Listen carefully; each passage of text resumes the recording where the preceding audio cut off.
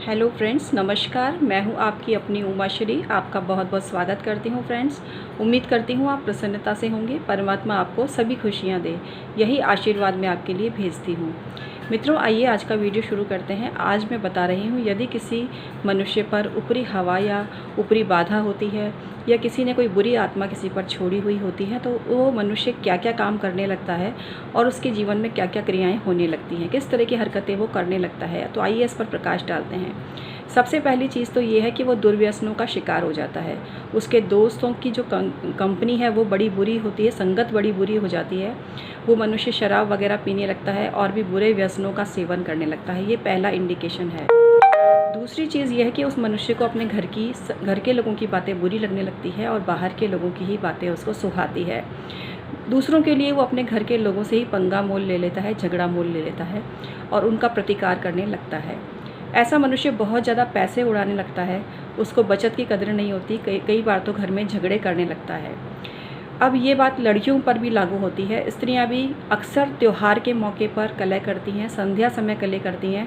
जब भी वो भोजन बनाने बैठती हैं तो उनका मन उद्विग्न रहता है। उनकी रसोई अक्सर बहुत ज़्यादा गंदी रहती है, घर में गंदगी और कचरा रहता है।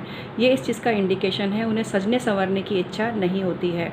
उनको पति के प्रेम में भी कोई रुचि नहीं होती है। ससुराल वाले भी उनको बुरे लगते हैं। ये इंडिकेशन है कि किसी ने बांध दिया है, ऊपरी हवा छोड़ दी है, बुरी आत्मा का प्रवेश हो गया है। इसके अलावा और जो सबसे बहुत अहम बात है वो ये है कि ऐसे व्यक्ति आत्मघाती कदम भी आवेश में आकर उठा लेते हैं। क्रोध बहुत आता है, झगड़ा भी करते हैं, आवेश में आकर अपनी ही जीवन लीला को भी समाप्त कर लेते हैं। वैसे इसके पीछे और भी कई कारण हो सकते हैं, लेकिन वन ऑफ द रीज़न ये भी होता है। इसके अलावा उनको अप्राकृतिक संबंध बनाने में मज़ा आता है। ऐसे व्यक्ति बहुत ही गंदी सोच रखते हैं। पति पत्नी जो रिलेशन है वो पवित्र नहीं होते, उसमें गंदगी जैसी चीज़ होती है, कामुकता भरी चीज़ होती है। ये भी नकारात्मक एनर्जी होती है, क्योंकि ये तो सभी जानते हैं कि पति पत्नी है तो उनके संबंध भी होंगे, उनके बीच प्यार भी होगा। लेकिन जब यही विकृत रूप धारण कर लेता है, विकृत तरीके से मनुष्य संबंध बनाता है, जानवरों की तरह संबंध बनाता है, तो ये सबसे बड़ा इंडिकेशन होता है। इसके अलावा अप्राकृतिक रूप से अपने आप को तृप्त करना, ये बहुत बड़ा इंडिकेशन है कि किसी ने बुरी हवा, बुरी आत्मा उस मनुष्य पर छोड़ रखी है।